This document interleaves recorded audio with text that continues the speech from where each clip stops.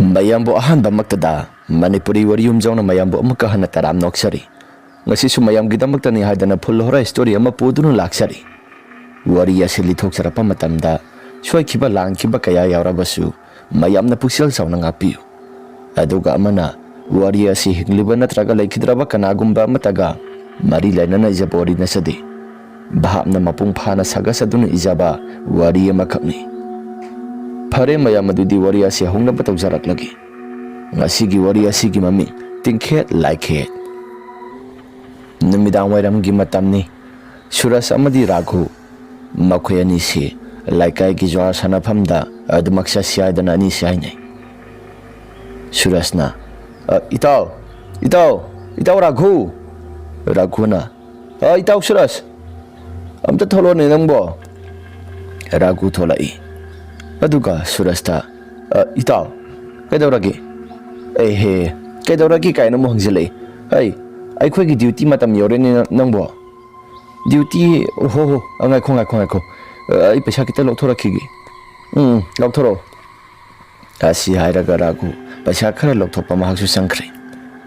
paisa puthorak laba matamda Raghu mahaki mamada asai phoba salogi haidana hairami adubu Raghu gi mamana hai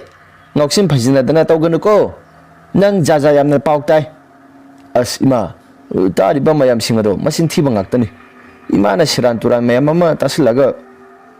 khangde ngan hanjilo hairi basini asi hairaga Raghu da mamana kaikana khara swairaki Raghu pra black le mamana basuraska laikai gi lampak tamna lampak asida police kanagumba matalakti phaba punba samatalakti haidana laikai gi angang singsu mataida domak sanari mataida sanari bangang singaduga makusu mataida zwara se domak sanai laikai gi pakhang masa mani tawraga makhoi ani ahum ase pulna sanamina bani Raghu paisa se sumcha sari Raghuna ama bhangi sada ai gi daw sidi bako ibo nang iru lujadaba kuiramani iru do sengna lujaraga lakpa yadabro ha daw do yanaba asiru giwabu dinungti khudingi lujari ponida kamaina daw yadribano sinaina mathayamna saribasi mamang thaki matamdadi paisa se soki matik yamna sabani adu bohanda marakti daw sina kaptribasina karigano gya menga mate hek tadra ponida yarakani daw yaba matam yadaba matam haiba masulakani asumna wari sanaduna lairingai matamda Raghu da mamana ba mananglai itaw Raghu nogi thangnabagi mangpham gi hek nakaladom kaino handa marakti yamna laikai si mathi phongina mayam nangang riba mayam singa si karino Raghuna mangpham gi nakal dabu mathi phongena mi nangang na bro nang karigumba matatadri bro handa marak laikai gi myoisina mangpham gi nakal thangba saruga somsi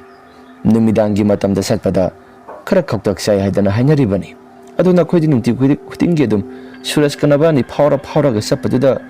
kaidawba yauragi haidana hanglai basini asmina sumaina boiramgani da laigi tingi hojikangi matamda bu leiribro aidi thajade Surasna hoini asok kuina ikhona phawdana salaiba mayam singase karigumba mata hek thajakide tasu tade adugi tawna na kamaina taraiba o naha nongmado aikhoi imado nakhoi gi maning laikai de salubani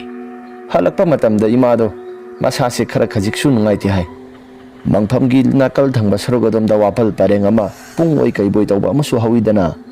madugi mafam jaga do hek yorokpa matamda khoina ngangbagum ngarang hekta ngangi hai imana laithoktuna hek yinglubadana khoi somata lairamdi hai madudagi imase masasu nungaitabga khara khajik chatpaga khara laptakna kanagumba amana imagi mengasi kauraga lakpagumna imasu makhol kharadi tarakpa janida aduda imana mai laithoga yingluba matamda nupi amagi sakta moina su tawba nupi amakak makhong ase mathaklomda tawkhatlaga adumak lakpa jani maduda imagi masasi karino haidana adumak munna yengba matamda madugi pung laibado maduda sangkhraga wapal mayamsing haidi hauriba pungdugi wapal mayamsing ado prok laun hekta nai thirakpani hai madudagi masu masasi kithi kirum tawraga dumak laaba jani yum yobagi mado masa nungaiti haidana laikatnaribani Asumna pausing ado hairakpa matamda Raghu amadi Suraj mamit yengnai. Aduga asumna swarai Raghuna. Adu itaw. Hoi tawbudi tawramgani haibabu nangido ai thajade haibadi nati. Aikoina asok koina phawdo phawjin chaliba mayamsing asi kaisu thoidokpa amate hek tarakhideda. Thengna ganda ba haiba masu laibani. Asigumba thaba asi maihaurodagi sohongna nakhoigi sigi nakhoi maning laikai mangphamgi nakal thangba sarugadom da lairiba pung ado thainangai matamda ningthau mayam singna laaga nupi angang sing hatlaga langthopam jaga ni haibra mi mai thadopam jaga ni haibra manga ka ga hatham jaga ni haibra karino madi haidi haina bani ahlaman sing haina bada ado aikhoi asuk jamna sokhlaklaba matam asidadi kasu thoini sada thajadaba phawbagi wani adu buthena ba mioi singdadi thajari ponida Suraj nairai hoida thainangai gi ahlaman singdi asigumba thabak laigeting gi oiba thabak asi thajanabani mafam adu yoba matamda akhangai kanagumba kharanadi lai khuramlaga sangba sodamak yawnaribani mafam jagado lanthok lansin tawba matamda lai khuramdragadi sangthok sangsin tawba matamda karigumba amadi tawi hainaribani mafam jagado tinsipasu yade kaina ahlaman sing hainai adu boy khudi no mata tinsilabasu kasu thoidokpa mate tawraktida hoi tawraktaba haidana lai khuramnaribani farese numisu tasilagle sanabase loisilasira asumna mamana baduna hairakpani maduda Raghuna hoi loisilasi aisu nupi unaba sakadaba laibani asi hairaga loisili lampakta sanariba angangsing adusu magi mayumsingda loina sangnakre asumna ngaihaktangi matungda lampak adudagi makhoisi mamanaba ahum maridudi mayumda sangnakre aduga Suraj amadi Raghu asai phawba tangthusi aduga hotel dagi karigumba ama sarusi haidana makhoi ani se lakpani asumna hotel dagi karigumba khara sari aduga Raghuna akho aiso borara karino ama leiraga aikhoi saida amutang pisilamkhige hojikpu matamsu thiengjila basida amuk chatlaga amuk sanaki sairibro kuiroida lapalam sunate thangnaba laikai sidani kaisu thoina kuisu kuiroida ngasi hairaga bora khara laibire aduga Raghuna mahaka khangna jareba nupi dogi manakta prap lai mahaka khangna jareba nupi se kaukthokle asumna Raghu se kaukthokpa matamda mahaki nupi dusu haibadi Raghu ga khangnariba nupi dusu prap thorakpani kari pora ibano nang pijaning yaidana bora khara sulairakpani ase ado nang lekaida lampakta jwarga sanabado sanaganuko mina yamna ngangne thabak sathuk sasin tawba imanabi sina su thengnabada kaikeno yamna ngangne hoi phare ai sanglagi hoi sango ado wa ma ka heogi handa nakhoigi mangpham leibado aduda kaikeno khara swaine sapa matamda khara section sajina saluko idea na pakhali hoi salage asi hairaga Raghu amadi Suraj laklei Surajna sapora ma khajektang sabe yaroi natugini haidana hekta khaidorei ha nungsidradi kaino asok nungsiba nupi sibu nang suba hayeng nupi lairakanda swaidana khanglakani khangjare bungo aikoidi nupi kama to kaijakhiro wai gyan taraba matam haibadi aikhoisu paisa tanba senthok lambi leirakan matam doina thijarage itaw haigumna dana aikhoina jwaraga sanadana matamga manghalibasi masi yamna phati phatrabani phati ado hainagi baibasi adum thadokpasu pakna hekta waini itaw haina biaibasi aikhoisu tapna sumasum thadokadabani hauji aigi khangna jariba nupi asina su jwar sanabasi laikai gi miyosing mamanabi sinasu khara khangba mali ikaijai to haidana ingonda haira ibani faresi numik khara ni leiraga ikhoisu jar sanabasi toknaba tawsi natragadi aisu isasi pang i dei kai baibado madu oirakadore asi hairaga ni selakpani ngai haktangi matungda makhoigi laikai yoksilakle laikai dagi sumasum sanglakpa matamda kaisu thoina wakhalda khanbadi tawde aki tujungba so mate phaude adubu khara laklaba matamda Raghu gi masada karigumba nuksit ama hu launa humlakpagumna Raghu mahaki masasi tu sungba horakpani. Raghuna kadai waidagi nuksitna aigi isasibu nuksit ama humlakpagumna isasida phawraida. Asumna hairakpada Surasna aha kaidawragi itaw kaisu tawdeda aigi isasida tu sungbagumna nuksit ama humlakpa aduda sum karino haidana wakhalda khalamliba aidi kaisu thudokpa tawraktida nanga aiga pulap puna chaminaribani kanana kaidawraino haibanida kaisu thudokpa tawraktida aigi sada sum phawjabagi wanida bhai asi hairaga anise lakle ngaihaktangi matungda anise prap makhoigi mangpham leiba maike somde yoksilakle mangpham leiba maike som asida mafam jaga do hek yoksilappa matamda horiba wapal pareng singado nungsiti mana mata sitabida leng laun hekta lengbagumna makhol khara sutarakpani suru naithiklaga asumna tarakliba khonjal mayam singaduda anise sablepi aduga karino haidana anise ngaihaktan ngaksana duna leirami. Raghuna itaw mangpham leiba maike som pung leiba somda natra ngasa imanaba makha leikagi siamna hairakpada mani itaw si kaidawraba jano aidi sasi onthona so haina khidreda aslausi bhavna pangsa sajilaga siam haiba ngawbaduna liraga nangna kiribro la asi hairaga anise prap lakpani. Ngihaktangi matungda tungthangba sarogadom da kanagumba misak amana khubak khurakpagumna makhol khara sutaragi anise sap lepi karino haidana anise ngihaktang ngaksana duna tumin yengnai adubu tunglai thoklagadi yengdi Surasna itaw tungthangba saroga somsida karino suru naithekpagumna makhol khara aduga khubak khubagi makhol sumuk taraklibasina laitholaga yengsira asi hairaga anise fatlai thoklaga yengminnabani adubu kanagumba mata ubadi phangde tawriba mawng matawsing asida anise karino haidana wakhalda su khalaklabani tungthangba saruga somsida suru naithiklaga makhol karigumba khara tarakhibado hawjik ngihaktangi mamangda aidi sasi onthona su singnakreda ngasai manaba siamna hairakpado sumgadoribro asi haidana anise lairami.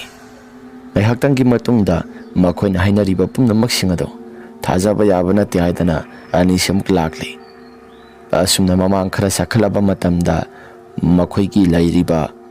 pung lairiba maike somdo maduda kanagumba amana isai sakpagumna isai ngangbagi makhol ama taba horakpani makhol singado tarakpa matamda anise sap amuk lepi. Surasna itaw makhol singa sinangdi tadabro. Raghuna tabagi natro ngasaidagi sap hekta lepaga lairibasa tadraga boy leiram khidro asi hairaga makhoi anise amutanga yengsiadana mamai laithoklaga yenglubani handa mukti tasena kanagumba misagama wapal leiba maike somda wapal lairiba maike somda kanagumba misagama sansaraga sapagum phamboi lepoi tawraga nemtrek nemba misagamana salibado makhoi su haiphet urakpani madu urakpa matamda makhoi anise tuk sungkhiba khangaude. Surasna itaw kainoda ada lairisibu karino sibo. Suraski wafam aduda itaw tasingna adagisi mira lairo sibo aidi sasi onthona hina khidreda. Raghuna sangsilaga yengaga khangadabani asi hairaga Raghuna kaikeno khara swairagi adubu Suras mahaki masada kiba ma yaukiba maramna sangsiaiba su khara pharak tabagum taw. Surasna sangsilagum sida mafam asi mina su kaikeno khara hainaribani aidi onthona tangkhri taw ado mina tanba thabak asi ibani na muk sangsilaga yengsi haira ibasi karino sibo ado haipetang kanagumba ama laibagum tawribasi haipetang sanglagadi yengusidana anise kibana su khara thak niklabani adubu Suras mahaki masasi yengning kisu yamna ki khara thuna prap sangsilaga mana waduda he yengsilure asum he yengluba matam maduda kanagumba misagama te hek leiramde. Surasna tu kanagumba mata leiramde tu hawjik ngihaktangi mamangda leiramiduna karino haibanida ꯑꯁ ꯁꯣꯟꯊꯣꯛꯄꯅꯤꯗ ꯂꯥꯎ ꯆꯠꯅꯕ ꯇꯧꯔꯁꯤ ꯑꯁꯤ ꯍꯥꯏꯗꯅ ꯁꯨꯔꯖꯅ ꯔꯘꯨꯗ ꯑꯃꯨꯛ ꯍꯥꯏꯔꯛꯄꯅꯤ ꯑꯁꯨꯝꯅ ꯍꯦꯛ ꯊꯣꯛꯂꯛꯀꯦ ꯍꯥꯏꯗꯅ ꯍꯦꯛ ꯇꯧꯕ ꯃꯇꯝꯗ ꯅꯥꯀꯜ ꯑꯁꯣꯝꯗ ꯋꯥꯄꯜ ꯂꯩꯔꯤꯕ ꯃꯥꯏꯀꯩ ꯑꯁꯣꯝꯗ ꯀꯅꯥꯒꯨꯝꯕ ꯃꯤꯁꯛ ꯑꯃꯅ ꯑꯩꯅꯦ ꯉꯁꯥꯏꯒꯤꯗꯣ ꯍꯥꯏꯗꯅ ꯀꯅꯥꯒꯨꯝꯕ ꯃꯤꯁꯛ ꯑꯃꯅ ꯍꯥꯏꯔꯛꯂꯤꯕꯗꯣ ꯑꯅꯤꯗꯨ ꯇꯥꯔꯛꯂꯦ ꯑꯅꯤꯁꯤ ꯉꯥꯛꯁꯥꯟꯅꯗꯨꯅ ꯐꯠ ꯐꯠ ꯂꯩꯊꯣꯛꯇꯨꯅ ꯑꯃꯨꯛ ꯌꯦꯡꯉꯤ ꯑꯗꯨꯕꯨ ꯀꯅꯥꯒꯨꯝꯕ ꯑꯃꯠꯇ ꯂꯩꯔꯝꯗꯦ ꯏꯇꯥꯎ ꯁꯤꯗꯤ ꯃꯇꯥ ꯑꯃꯅꯤꯅ ꯂꯥꯎ ꯌꯨꯝꯗ ꯈꯔ ꯊꯨꯅ ꯆꯠꯁꯤ ꯌꯨꯝꯗ ꯈꯔ ꯊꯨꯅ ꯆꯠꯂꯒ ꯑꯩꯈꯣꯏꯁꯨ ꯀꯩꯅꯣ ꯈꯔ ꯇꯧꯕ ꯌꯥꯕ ꯇꯧꯔꯨꯔꯁꯤ ꯏꯁꯥꯁꯦ ꯂꯥꯏ ꯐꯠꯇꯕꯅ ꯆꯦꯟꯕ ꯍꯥꯏꯕꯗꯨ ꯑꯣꯏꯔꯛꯀꯗꯧꯔꯤ ꯑꯁꯤ ꯍꯥꯏꯔꯒ ꯑꯅꯤꯁꯤ खरा थुना मफम जगह सिदगी लापथोक्लगा सत्के हाइदना हेक तौरिङै मतमदा तुंगथंगबा सरुक सोमसिदा कनागुम्बा मियोइ मयाम अमना खुबा खुरकपगुम्ना मखोल खरा सुतारक्ले करिनो हाइदना नि समामाइ लैथोक्तुना हेक येंगलुबा मतमदा तुंगथंगबा सरुक सोमसिदा मुसिन मुसिन मुरबा मियोइबगी मखुत मयाम अमा मखोइ तमना ममाइ ओनसिलगा खुबा खुरकलिबदो मखोइ सुरकपनि असुमना खुबा ओनसिन्दना फुरकपा मखोल मयामसिंग अदुगा उरकलिबा मयामसिंग अदुगा मखोइसि मदु ममित कुप्तबा मखै येंगी ममित कुप्तना येंगलिङै मतमदा सुरजति मसासि किबना थक थक निकले सुरजना सिदी मीगी मखुन नत्रा वापल सोमसिदगी खुबा खुरकलिबसे इताउ लो खरा थुना चसी असुमना निसि मनिङ हल्ला हल्लागा चले ngaihaktanggi matungda wapala sisu suru naitheklaga kanagumba misak ama tholakki haibagi matagumna mapala sida thak thak launa nikpani tawriba mong matau singa sida ni se mamikuptaba makai yengba yaba yenglaba matungda masasi kiba su phaurakle aduna mafam jaga se khara thuna parap thadoktuna salhaura se haidana ni se maning hanna sum salam laba matungda mamai laitholaga fatlauna selakpani asumna selakpa matamda tungthangba sarukudumda kanagumba misaga mana tanarakpagumna makhol khara sodumak tarakpani surasna sidringai de yum yongnaba hana muktang chelausi natragadi mafam jaga sida kuina pantharaga leirabade khoi sifam napam khangdana siba tari taw asi hairaga plap selakpani ngai haktanggi matungda makhoi sumayum mapa yorakadawre shorma pi ma sauna hondokle surasna harai sibu siramganida hausikki tawriba mong matau singadubu kanino ha asuk kuina ikhuna mafam jaga sida lairakpasi adugumna sabtra kanba amat hek thingnadrida aduga ngasaigiduna matau karamna itaw mafam jaga si ngasai manaba siamna haibado madu sapsan hek sumgadorida aidi sasi fanadi kidabra khanbani adubu hekta yadi hekta kigalai फना कीदनब खांबनी अदुबु यादे सिदी मता मनि दैदाव अइसु इसासि कीबना थक थक निकले असि हाइरगा अनिसि अदम Tumin लैरमे ngai haktangi matungda ragu sumayum janglakle suraj sumayum da sanghawre surajna ima thong samuta hangu ima asumna surajna kaurakpa matamda Suraj ki mamana thong hangle Suraj ki mamana hai kai tana saluriba ha sida raghugi mahaki khangnariba nupiado unabang hak salubanida salo handa maraga se khullai kai gi miyosingna kai keno khara hainariba se nodina hanina ki khangama thek lairam laro ima kai hainage khullai kai gi lairiba laikai gi mangphamdugi hek nakal thangba sarugadomda pung ama leibado maduda kekeno khara swainaribani napana sune hojiktada mafam jaga do sapa matamda khara yenga ga sana waidana aigonda su hairaklibani as ima mafam jaga do hojik ngaktangi mamangda jiraghu ibani lakpada mafam jaga do phaurakpada kekeno yamna tawi kaidoriba mafam jaga do phauraga hek lakpa matamda kanagumba misaga mana khuba khura sapagumna makhol khara su tarakpani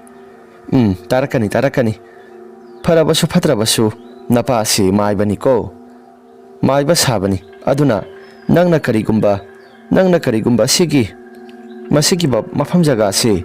thainangai gi matamda napa na su pi ngai matamda nangsi wari su phana likhrabani bungo ima baba na wari phana lirabasu aikhoi gi sading khalakpa matam oibanina kaya thoina su akiba samata su phaukhidre Mado Parisi Matung Manauti Satok Sasin Toba Matamda Kara section Sajina Sapa Baduni Ngasaido Kusi Kul the Swadum to Minale Aduga Ibanishi Hotel the Kekino Krasana Sadana Ibanishi Sangubani Ado Hotel the Kitolapada Imanabara Guna Mahaka Kanga Zaribanu Piedo Bora Krapi Gaidana Tangnabalakai the Hexatori Salo Numitai Kangdita de Kangdi Tangnabalakai that Satanana Mina Hina di Bazaga say Masi Lala Gadum Salo Ibungo Ima Imanabasham Nabudi Masi Mapam Zaga Sigi Wari Singado Krawudi had a Hababu Madu de Kudi like it thinking Maram the Kayat when a shoot has a dog Oibaga Kayat when a shoe a quick shada Kaya Oshiludri Tazabasi Parisima Matumanau di Satanaba Honoragi Si Hayaga Suras Mahaki Mamada Pautami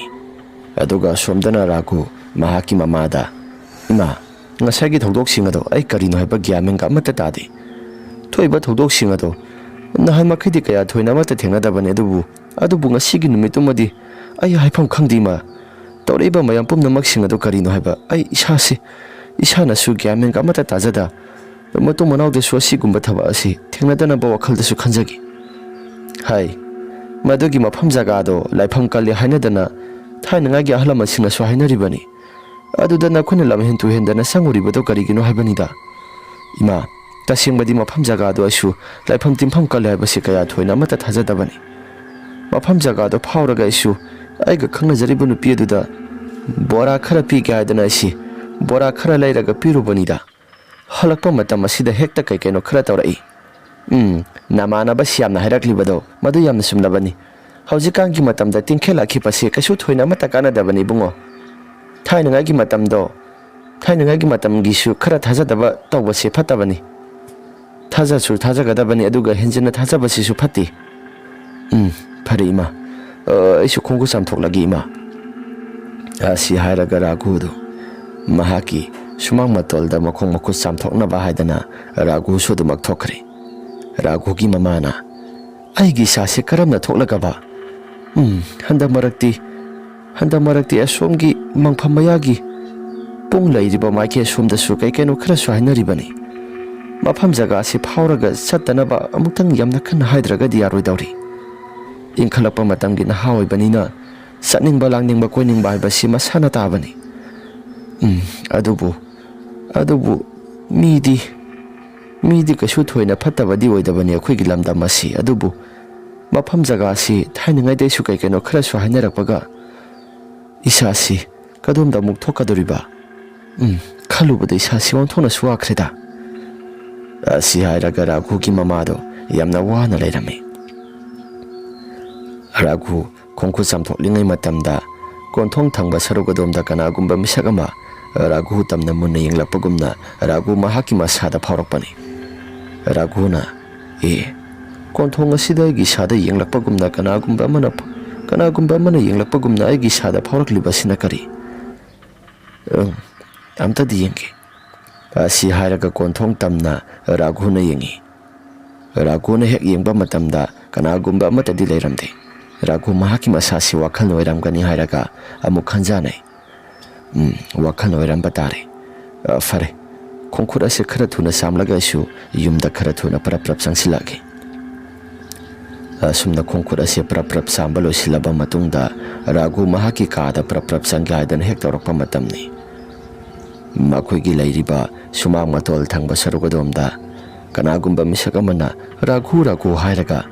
Mahaki Nakong Asida Yamna Pikna Kanagumba Misagamana Korak Pugumna Ragu Mahaki Masada Paurapani Raguna Mahaki Masasi tu Suyamna Suni Raguna Ish Aigi Sasida tu Sumbagumna Kanagumba Misagamana Korak Libasinakari Kari Matalangono Sibo Hadana Ragudo Masada Zazat Kali Shuglak Liba Mahaki Tudo Nantai Raguna Shodre Kulgi Mina Haina Ripazagasi Masi Sumna Haina Badi Oirosia Masi Karigumba Tokdo Kara Tokpaduna Boa Laika Gihalama Singa Haina Ribani Masiki Mapam Zagasi ꯍꯥꯏꯗꯤ ꯅꯨꯄꯤ ꯎꯅꯕ ꯆꯠꯄꯗ ꯆꯠꯊꯣꯛ ꯆꯠꯁꯤꯟ ꯇꯧꯗꯕ ꯌꯥꯔꯣꯏꯗꯧꯔꯤ ꯀꯃꯥꯏꯅ ꯇꯧꯅꯤ ꯁꯤꯗꯤ ꯉꯜꯂꯤꯉꯩ ꯃꯇꯝꯗ ꯆꯠꯄꯅ ꯈ꯭ꯋꯥꯏꯗꯒꯤ ꯐꯔꯦ ꯍꯥꯏꯗꯅ ꯔꯥꯘꯨꯗꯨꯁꯨ ꯋꯥꯈꯜꯗ ꯖꯥꯠ ꯌꯥꯝꯅ ꯈꯜꯂꯤ ꯃꯁꯤꯒꯤ ꯃꯇꯨꯡꯗ ꯔꯥꯘꯨ ꯃꯍꯥꯛꯀꯤ ꯃꯁꯥ ꯑꯁꯤ ꯃꯅꯨꯡꯗ ꯄ꯭ꯔꯞ ꯆꯪꯂꯛꯏ ꯑꯗꯨꯒ ꯆꯥꯛ ꯆꯥꯕ ꯇꯣꯛꯂꯕ ꯃꯇꯨꯡꯗ ꯔꯥꯘꯨ ꯃꯍꯥꯛꯀꯤ ꯃꯁꯥ ꯑꯁꯤ ꯄꯣꯊꯥꯅꯕ ꯍꯥꯏꯗꯅ ꯌꯥꯝꯅ ꯀꯟꯅ ꯇꯧꯔꯤꯉꯩ ꯃꯇꯝꯅꯤ ꯇꯨꯝꯊꯕꯁꯨ ꯄꯥꯛꯅ ꯌꯥꯗꯦ ꯃꯍꯥꯛꯀꯤ ꯃꯁꯥ ꯑꯁꯤ ꯐꯤꯡ ꯆꯣꯡꯂꯒ ꯃꯁꯥ ꯑꯁꯤ ꯏꯄꯥ ꯄꯥꯈꯠꯂꯤ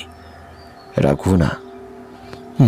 ꯅꯦꯅꯥ ꯇꯥꯅ ꯇꯨꯝꯊꯕꯁꯤꯁꯨ ꯄꯥꯛꯅ ꯌꯥꯗꯦ ꯁꯣꯟꯊꯣꯛꯄꯅꯤꯗ ꯅꯥꯀꯣꯡ ꯑꯁꯤꯗ ꯑꯩꯒꯤ ꯃꯤꯡ ꯑꯁꯤ ꯀꯧꯔꯒ ꯀꯅꯥꯒꯨꯝꯕ ꯃꯤꯁꯛ ꯑꯃꯅ ꯁꯨꯃꯥꯡ ꯃꯇꯣꯜ ꯊꯪꯕ ꯁꯔꯨꯛ ꯑꯁꯣꯝꯁꯤꯗ ꯆꯠꯂꯤꯕꯁꯤ ꯇꯥꯔꯛꯂꯤꯕ ꯃꯈꯣꯜ ꯑꯁꯤꯅ ꯑꯩꯁꯨ ꯏꯁꯥꯁꯤ ꯇꯨꯝꯐꯝꯒ ꯑꯃꯠꯇ ꯍꯦꯛ ꯈꯪꯗ꯭ꯔꯦ ꯀꯅꯥꯒꯨꯝꯕ ꯃꯤꯁꯛ ꯑꯃꯅ ꯄꯣꯞ ꯂꯥꯎꯕ ꯃꯈꯩ ꯁꯟꯗꯜ ꯎꯞꯂꯒ ꯁꯣꯔꯣꯛ ꯊꯪꯕ ꯃꯥꯏꯀꯩ ꯑꯁꯣꯝ ꯑꯁꯤꯗ ꯁꯕꯗ꯭ꯔ ꯇꯧꯔꯒ ꯆꯠꯄꯒꯨꯝꯅ ꯃꯈꯣꯜ ꯈꯔꯁꯨ ꯇꯥꯔꯛꯂꯤ ꯁꯣꯟꯊꯣꯛꯄꯅꯤꯗ ꯑꯁꯤ ꯍꯥꯏꯔꯒ ꯔꯥꯘꯨꯗꯨ ꯃꯍꯥꯛꯀꯤ ꯃꯁꯥꯗ ꯑꯀꯤ ꯇꯨꯖꯨꯡꯕ ꯈꯔ ꯐꯥꯎꯔꯒ ꯂꯩꯔꯝꯃꯤ ꯉꯥꯏꯍꯥꯛꯇꯪꯒꯤ ꯃꯇꯨꯡꯗ ꯔꯥꯘꯨꯒꯤ ꯃꯍꯥꯛꯀꯤ ꯅꯥꯀꯣꯡꯗ ꯌꯥꯝꯅ ꯍꯩꯅꯗꯕ ꯈꯣꯟꯖꯦꯜ ꯑꯃꯅ ꯌꯥꯝꯅ ꯀꯟꯅ ꯔꯥꯘꯨꯒꯤ ꯃꯤꯡ ꯑꯁꯤ ꯀꯤꯔꯕ ꯈꯣꯟꯖꯦꯜ ꯑꯃꯗ ꯌꯥꯝꯅ ꯀꯧꯔꯛꯂꯤ ꯔꯥꯘꯨ ꯃꯍꯥꯛꯀꯤ ꯃꯁꯥ ꯑꯁꯤ ꯀꯔꯤꯅꯣ ꯍꯥꯏꯗꯨꯅ ꯑꯃꯨꯛꯁꯨ ꯌꯦꯡꯉꯤ ꯔꯥꯘꯨꯒꯤ ꯃꯃꯥꯗ ꯏꯃꯥ ꯃꯄꯥꯟ ꯑꯁꯤꯗ ꯑꯩꯒꯤ ꯃꯤꯡ ꯀꯧꯔꯛꯄꯒꯨꯝ ꯀꯅꯥꯒꯨꯝꯕ ꯃꯤꯁꯛ ꯑꯃꯅ ꯇꯧꯔꯛꯂꯤꯕꯁꯤ ꯑꯁꯤꯕꯨ ꯀꯔꯤꯅꯣ ꯏꯃꯥ ꯍꯥꯏ ꯀꯅꯥꯅ ꯅꯪꯒꯤ ꯃꯤꯡ ꯀꯧꯔꯛꯀꯦꯅꯦ ꯀꯧꯁꯨ ꯀꯧꯔꯛꯇꯅ ꯀꯔꯤꯅꯣ ꯍꯥꯏꯔꯤꯕꯁꯤꯕꯣ ꯑꯩꯒꯤ ꯃꯤꯡ ꯀꯧꯔꯛꯇꯕ ꯏꯃꯥ ꯑꯗꯨ ꯑꯣꯏꯔꯒꯅ ꯀꯔꯤ ꯑꯩꯒꯤ ꯃꯤꯡ ꯀꯧꯔꯛꯏꯁꯤꯅ ꯀꯔꯤꯒꯤ ꯍꯥꯏ ꯀꯧꯔꯛꯇꯦ ꯍꯥꯏ ꯋꯥꯅꯤꯅꯦ ꯔꯥꯘꯨ ꯃꯁꯥꯁꯤ ꯆꯃꯝꯅꯔꯦ ꯔꯥꯘꯨꯅ ꯑꯩꯒꯤ ꯃꯤꯡ ꯀꯧꯔꯛꯑꯦꯅ ꯋꯥꯈꯜꯗ ꯈꯜꯂꯨꯔꯤꯕꯁꯤꯗꯤ ꯀꯅꯥꯒꯨꯝꯕ ꯑꯃꯠꯇꯅ ꯑꯩꯒꯤ ꯃꯤꯡ ꯑꯁꯤ ꯀꯧꯔꯛꯄ ꯑꯣꯏꯔꯝꯗ꯭ꯔꯕ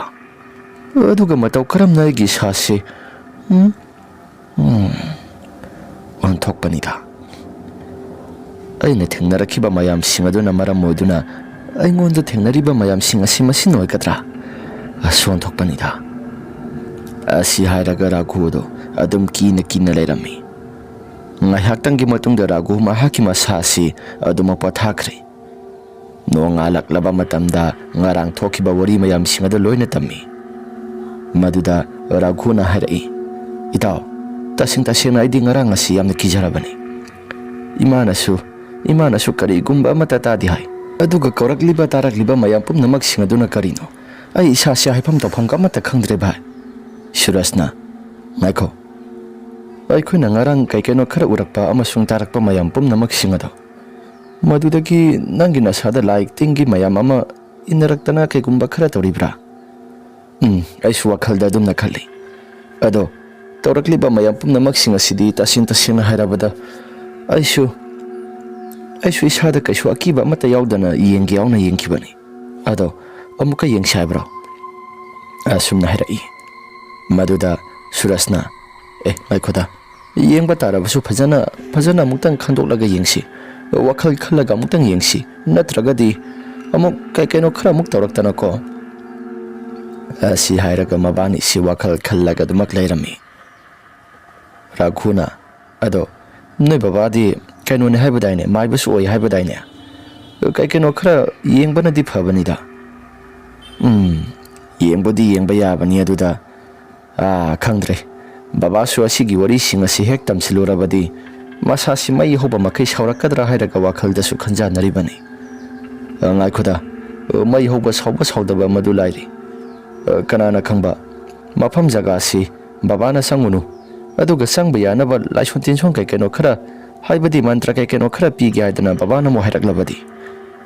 ꯅꯪꯒꯤꯗꯨꯅ ꯋꯥꯈꯜ ꯑꯃꯔꯣꯝꯗ ꯆꯠꯈ꯭ꯔꯦꯗ ꯑꯩꯗꯤ ꯊꯥꯖꯗ꯭ꯔꯤ ꯐꯔꯦꯁꯤ ꯉꯁꯤꯗꯣ ꯑꯃꯨꯛꯇꯪꯒ ꯆꯥꯌꯦꯡ ꯇꯧꯔꯒ ꯌꯦꯡꯁꯤꯔꯣ ꯑꯩ ꯄꯥꯝꯖꯗ꯭ꯔꯦ ꯆꯥꯌꯦꯡ ꯇꯧꯔꯒ ꯌꯦꯡꯒꯦ ꯍꯥꯏꯔꯒꯅ ꯀꯣꯟꯅ ꯒ꯭ꯌꯥꯟ ꯇꯥꯅ ꯇꯞꯅ ꯌꯦꯡꯉꯁꯤ ꯑꯁꯤ ꯍꯥꯏꯔꯒ ꯅꯤꯁꯤ ꯂꯩꯔꯝꯃꯤ ꯑꯁꯨꯝꯅ ꯂꯝꯄꯥꯛꯇ ꯉꯥꯏꯍꯥꯛꯇꯪ ꯐꯝꯂꯤꯉꯩ ꯃꯇꯝꯗ ꯁꯨꯔꯖ ꯃꯍꯥꯛꯀꯤ ꯋꯥꯈꯜꯗ ꯖꯥꯠꯀꯤ ꯋꯥꯈꯜ ꯌꯥꯝꯅ ꯈꯜꯂꯛꯂꯤ ꯃꯍꯥꯛꯁꯨ ꯈꯨꯜꯒꯤ ꯃꯆꯤꯜ ꯊꯪꯕ ꯁꯔꯨꯛ ꯑꯗꯣꯝꯗ ꯌꯨ ꯉꯥꯏꯍꯥꯛꯇꯪ ꯊꯛꯀꯦ ꯍꯥꯏꯗꯅ ꯁꯨꯔꯖꯁꯨ ꯋꯥꯈꯜ ꯈꯜꯂꯒ ꯌꯨ ꯊꯛꯅꯕ ꯍꯥꯏꯗꯅ ꯃꯍꯥꯛꯁꯨ ꯃꯃꯥꯟꯅꯕ ꯔꯥꯘꯨꯗ ꯍꯥꯏꯔꯛꯂꯝꯃꯤ ꯑꯗꯨꯒ ꯖ꯭ꯋꯥꯔ ꯁꯥꯟꯅꯃꯤꯟꯅꯔꯤꯕ ꯃꯃꯥꯟꯅꯕꯁꯤꯡ ꯑꯗꯨꯗꯁꯨ ꯍꯥꯏꯔꯛꯂꯤ ꯁꯨꯔꯖꯅ Itaw, khulgi asidaisidda leiriba yu thakpham bender asida haipetang yu thausi haibro. Raghu su yai haidana hairakhi. Maduda Raghuna ngaikho. Ado yu thaaga ibanisi ngarangido haipetang munnamu yengusi haibro. Surasna erangai khuda nang suon thokpa madu hek changaga hek yengurabadi amuk khudong thiba amuk taroidro. Era nakhoi napa su maibani. Nakhoi babana dum yengjasanida. Kesu thoina wakhalda swakiba matasu phawba tawda yengsi. Asumna ni se khulgi yu thakphamda lakle. Mafam jaga do hek yoba matamda yu se tap taba makai thakle. Aki tu jungba mata yawba tawda tingkhela ketuna mabani gi masasi khulgi lairiba laikai gi mangpham gi hek nakal thangba sargodom da lairiba laikai gi pungado maduda kaigumba ama yengsi haidana makhoi singarang thengna khiba mayam pumnamak singaduna maduta na yu si thaklaga hairang lakpani. Mafam jaga do hek yoba matamda mabani si itaw kaigumba mata tawrakteda ngarang di kaigumba yamna tawbudaine ha mafam jaga sida kaina sabdraga yam toinaga tawdana is ki buki rori aidi ngarang di aduga hojikti joker buta butari ni taw asi haidana ni si kai kaino khara ngangna duna laibani. Suras namu harai erangai khoda pungsu khara khajik waliba male ngaktang sangaga yengsira soiduba mandreda idea sangbudi sangsi aduda yengasi asi hairaga ni sing ngaktang wari watai sanaduna lairengai matamda mabani gi tung thangba saruga somsida kanagumba misaga matuba samlaga sakhibagumna sahum khara phanglapani. Madugi matawduda karino haidana Surasna falai thoktuna hek yengluba matamda kanagumba mate hek lairamde. Surasna he hojikido karino tung thangba saruga somsida kanagumba matuba samlaga sakhibaduna kari on thokpanida. Asi hairaga wakhaldasu jaja ki wakhal yamna khalle. Ngai haktang ki matungda makhoi ani si sangsilaga haipetang yengsi haidana khara sangsilaga yenglubani. Manung aduda hawapal marak adomda kanagumba misak ama mamit pangthoklaga taraw ngaksangang pamakai mamit adusu angang bakakhatlaga lairamlibado madu uthouri yugin sana wawri ngawbaga karino haidana makhut asi khara thingjilaga yengsilori. Ahanbada Surasna hana thinjilaga yengbani aduga ani subada Raghuna muk thillaga yengbani. Asumna hek pairaga yenguba matamda mon lauraba so lauraba karigumba posak amada pasilaga yengsilori. Karino sidia asi haidana makhut asi singthorakpa matamda so lawi haidana mabani silairami. Itaw hojikido karino so lauraga karigumba amadi tawida asi hairaga lairami. Raghuna mafam jaga si so lawi haidana ibani na paruriba jaga si karino amuka thinjilaga yengsi. Asi hairaga handa mukta muk thingjilaga yengluba matamda miyobagi khusa manba posak amada tap launa parore. Khusa du sumon lauraga karigumba amat itaw tawi. Asumne hek paruba matamda pumna masim mayam ama namba horakle pum masagi manamasi. Mabani si kampre khangi. Tung thangba saruga somsida sukanagumba misak ama nganglaga sumasum sangsilakpani. Tawriba mo mataw singaduda ni si kisu yamna kire.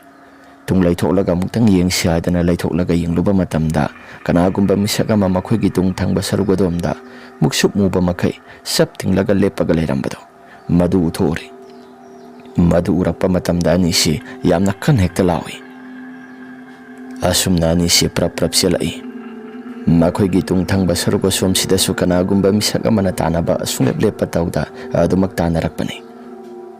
Asumna semba yaba selaba matamda Suraswagi konthong yoramdagi matamda kanagumba misak ama makhoi gi tung thangba saruga somsida yamna kana selapado hen naksilakle. Aduga Suraski lokham asida kanagumba mana hajindana tharai. Surasuma sase gyan manglaga laimaida adumak tare. Asumna Suras mahaki masasi gyangi ita taba tawda adumak laimaida takrabani. Mahaki tung thangba saruga domda Raghuna hepet laithoklaga yengluba matamda kanagumba misak ama mami sami oina lepaga laibado mahaksu urakpani. Mahaksu yamna kana lauraba matungda imungda sensili aduga baba ima haidana yamna kana kawi. Suraski mapa iboton thorakle ꯑꯗꯨꯒ ꯃꯃꯥ ꯃꯦꯝꯊꯣꯏꯁꯨ ꯊꯣꯔꯛꯂꯤ꯫ ꯍꯥꯏ ꯔꯥꯘꯨ, ꯀꯩꯗꯧꯔꯒꯦꯅꯦ ꯅꯪꯕꯣ? ꯑꯩ ꯔꯥꯘꯨ ꯀꯩꯗꯧꯔꯦ? ꯕꯕꯥ, ꯏꯃꯥ, ꯀꯣꯟꯊꯣꯡ ꯑꯁꯤꯗ ꯏꯃꯥꯟꯅꯕꯗꯣ, ꯀꯣꯟꯊꯣꯡ ꯑꯁꯤꯗ ꯁꯨꯔꯖꯇꯣ꯫ ꯋꯥꯗꯤ ꯃꯄꯨꯡ ꯐꯥꯅ ꯍꯥꯏꯕ ꯉꯝꯗ꯭ꯔꯤ꯫ ꯀꯣꯟꯊꯣꯡ ꯑꯁꯤꯗ ꯍꯥꯏꯔꯒ ꯑꯗꯨꯃꯛ ꯂꯩꯔꯕꯅꯤ꯫ ꯑꯁꯨꯝꯅ ꯉꯥꯏꯍꯥꯛꯇꯪꯒꯤ ꯃꯇꯨꯡꯗ ꯀꯣꯟꯊꯣꯡ ꯇꯝꯅ ꯄ꯭ꯔꯞ ꯊꯣꯛꯂꯛꯏ꯫ ꯑꯗꯨꯕꯨ ꯁꯨꯔꯖꯀꯤ ꯃꯍꯥꯛꯀꯤ ꯃꯁꯥꯁꯤ ꯂꯥꯏꯃꯨ ꯇꯤꯃꯨ ꯃꯌꯥꯝ ꯑꯃꯅ ꯍꯦꯛꯇ ꯑꯣꯝꯁꯤꯟꯅꯗꯨꯅ ꯂꯩꯔꯝꯕꯗꯣ ꯁꯨꯔꯖꯀꯤ ꯃꯄꯥ ꯏꯕꯣꯇꯣꯅ ꯎꯔꯕꯅꯤ꯫ ꯏꯕꯣꯇꯣꯅ, ꯏꯁ ꯀꯔꯤꯅꯣ ꯇꯧꯔꯤꯕꯁꯤꯗꯤ? ꯍꯣꯏ ꯃꯃꯥ, ꯆꯠꯂꯣ, ꯏꯁꯤꯡ ꯑꯁꯦꯡꯕꯗꯣ ꯈꯔ ꯄꯨꯊꯣꯔꯛꯂꯣ, ꯑꯗꯨꯒ ꯃꯥꯒꯤ ꯃꯁꯥꯁꯤꯗ ꯈꯔ ꯆꯥꯏꯊꯣꯛꯂꯒ ꯏꯃꯨꯡꯗ ꯈꯔ ꯊꯨꯅ ꯄꯨꯁꯤꯟꯅꯕ ꯇꯧꯁꯤ, ꯅꯠꯇ꯭ꯔꯒꯗꯤ ꯈꯨꯗꯣꯡ ꯊꯤꯅꯤꯡꯉꯥꯏ ꯉꯥꯛꯇ ꯉꯥꯏꯔꯛꯀꯗꯧꯔꯤ꯫ ꯑꯁꯤ ꯍꯥꯏꯔꯒ ꯄ꯭ꯔꯞ ꯈꯔ ꯆꯪꯁꯤꯜꯂꯤ꯫ ꯈꯔ ꯊꯨꯅ ꯆꯪꯁꯤꯜꯂꯛꯂꯕ ꯃꯇꯝꯗ ꯏꯁꯤꯡ ꯑꯁꯦꯡꯕꯗꯨ ꯄꯨꯔꯛꯇꯨꯅ ꯈꯤꯛꯇꯣꯛꯂꯤ꯫ ꯑꯁꯨꯝꯅ ꯍꯦꯛ ꯈꯤꯛꯇꯣꯛꯈꯤꯕ ꯃꯇꯝꯗ ꯔꯥꯘꯨ ꯃꯍꯥꯛꯀꯤ ꯃꯁꯥꯗꯁꯨ ꯀꯔꯤꯒꯨꯝꯕ ꯈꯔ ꯐꯥꯎꯔꯛꯂꯤ꯫ ꯁꯤꯕꯨ ꯁꯤꯔꯝꯒꯅꯤꯗ꯫ ꯔꯥꯘꯨ, ꯁꯦ ꯅꯇꯥꯎꯒꯤ ꯃꯁꯥꯁꯤ ꯏꯃꯨꯡꯗ ꯈꯔ ꯊꯨꯅ ꯄꯨꯁꯤꯟꯁꯤ, ꯑꯗꯨꯒ ꯀꯩꯅꯣ ꯈꯔ ꯇꯧꯕ ꯌꯥꯕ ꯇꯧꯔꯁꯤ, ꯃꯁꯥꯁꯤꯁꯨ ꯌꯦꯡꯊꯣꯛꯁꯤ꯫ ꯑꯁꯤ ꯍꯥꯏꯔꯒ ꯏꯃꯨꯡꯗ ꯈꯔ ꯊꯨꯅ ꯄꯨꯁꯤꯜꯂꯛꯂꯤ꯫ ꯉꯥꯏꯍꯥꯛꯇꯪꯒꯤ ꯃꯇꯨꯡꯗ ꯃꯈꯣꯏ ꯑꯍꯨꯝ ꯆꯪꯗꯨꯅ ꯊꯥꯡꯉꯒ ꯄꯨꯁꯤꯜꯂꯛꯂꯕ ꯃꯇꯝꯗ ꯁꯨꯔꯖꯀꯤ ꯐꯃꯨꯡꯗ ꯍꯤꯞꯍꯜꯂꯤ, ꯑꯗꯨꯒ ꯊꯣꯛꯈꯤꯕ ꯋꯥꯔꯤ ꯃꯌꯥꯝꯁꯤꯡ ꯑꯗꯨ ꯂꯣꯏꯅ ꯇꯝꯍꯜꯂꯤ꯫ ꯃꯗꯨꯗ ꯔꯥꯘꯨꯅ ꯊꯣꯛꯈꯤꯕ ꯋꯥꯔꯤ ꯃꯌꯥꯝꯁꯤꯡ ꯑꯗꯨ ꯑꯃꯠꯇ ꯆꯤꯠꯊꯕ ꯇꯧꯗꯅ ꯋꯥꯔꯤꯁꯤꯡ ꯑꯗꯨ ꯂꯣꯏꯅ ꯇꯝꯂꯤ꯫ ꯋꯥꯔꯤꯁꯤꯡ ꯑꯗꯨ ꯇꯥꯔꯕ ꯃꯇꯝꯗ ꯁꯨꯔꯖꯀꯤ ꯃꯄꯥ ꯏꯕꯣꯇꯣꯅ, ꯍꯣꯏ ꯊꯣꯔꯥꯏ ꯃꯆꯥ ꯁꯥ, ꯅꯣꯏꯗꯤ ꯑꯗꯨꯒꯤ ꯃꯐꯝ ꯖꯒꯥꯗꯨꯗ ꯀꯩꯗꯧꯕꯒꯤ ꯆꯪꯉꯨꯔꯤꯕ? ꯍꯥ? ꯂꯩꯀꯥꯏꯒꯤ ꯑꯍꯜ ꯂꯃꯟꯁꯤꯡꯅ ꯍꯥꯏꯅꯔꯤꯕ ꯃꯌꯥꯝ ꯄꯨꯝꯅꯃꯛꯁꯤꯡ ꯑꯁꯤ ꯅꯈꯣꯏ ꯀꯔꯤꯒꯨꯝꯕ ꯑꯃꯠꯇ ꯇꯥꯗꯕ꯭ꯔꯥ ꯍꯥꯏꯕꯅꯤꯗ? ꯅꯠꯇꯦ, ꯅꯈꯣꯏꯒꯤ ꯅꯁꯥꯁꯤꯡꯗꯨꯗ ꯊꯧꯁꯥ ꯋꯥꯁꯥꯕ ꯑꯃꯠꯇ ꯇꯧꯗ꯭ꯔꯤꯕꯗꯣ ꯀꯔꯤꯒꯤꯅꯣ? ꯍꯥ?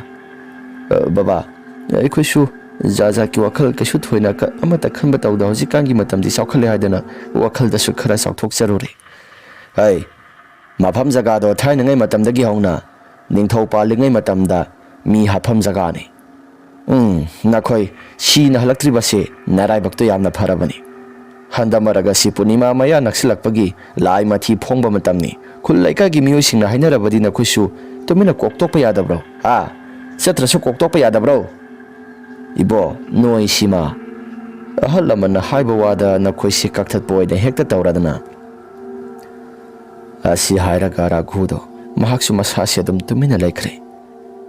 ꯁꯨꯔꯖꯀꯤ ꯃꯍꯥꯛꯀꯤ ꯃꯁꯥꯁꯤ ꯐꯅꯕ ꯍꯥꯏꯗꯅ ꯃꯄꯥꯅ ꯃꯟꯇ꯭ꯔ ꯀꯩꯅꯣ ꯈꯔ ꯁꯣꯜꯂꯤ꯫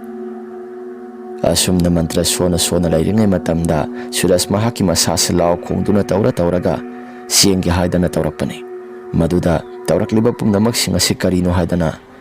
ꯁꯨꯔꯖ ꯃꯍꯥꯛꯀꯤ ꯃꯁꯥꯁꯤꯁꯨ ꯊꯔꯣ ꯑꯣꯟꯕꯗꯣ ꯌꯦꯡꯕ ꯑꯃꯠꯇ ꯉꯝꯗ꯭ꯔꯕꯅꯤ꯫ ꯔꯥꯘꯨꯁꯨ ꯃꯍꯥꯛꯀꯤ ꯃꯁꯥꯗ ꯀꯤꯕꯗꯤ ꯐꯥꯎꯔꯕꯅꯤ꯫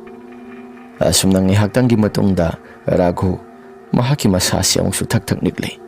ꯉꯥꯏꯍꯥꯛꯇꯪꯒꯤ ꯃꯇꯨꯡꯗ ꯀꯅꯥꯒꯨꯝꯕ ꯃꯤꯁꯛ ꯑꯃꯅ ꯑꯃꯨꯛꯁꯨ ꯗꯣꯡ ꯂꯥꯎꯅ ꯍꯦꯛꯇ ꯊꯤꯟꯖꯤꯜꯂꯛꯄꯅꯤ꯫